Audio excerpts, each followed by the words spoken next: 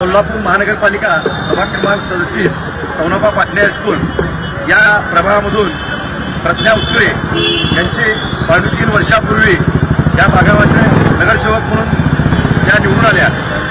गेले 17-18 वर्ष हा प्रभाग खड्डा होता का रस्ता, त्या रस्त्यात खड्डा अशी अवस्था या प्रभागाची झाली होती।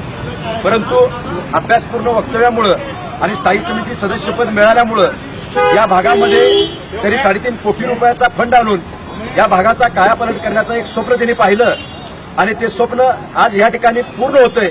आज जो कार्यक्रम इथे पार पडला, खरं तर हा एक संवाद नागरिक आणि लोकप्रतिनिधी यांच्यामधला होता असं मला वाटतंय। आणि राजारामपुरीतली ह्या जनतेने आणि शिवाय माझ्या इथल्या उपस्थित असणारे सर्व ज्येष्ठ नागरिक आणि माझे पदाधिकारी यांचं मला जे मार्गदर्शन मिळालं, खरं तर याचंच हे यश आहे।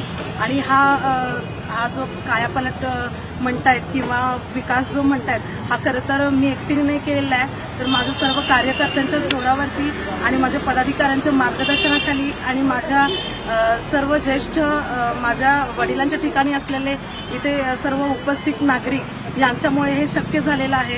इथून पुढे असाच मला मार्गदर्शन राहू द्यात आणि तुमचा आशीर्वाद माझ्या पाठीशी राहू द्यात। तुम्ही जो माझ्यावरती दाखवलेला विश्वास आहे याला मी कुठेही तडा नाही जाऊ देणार आहे।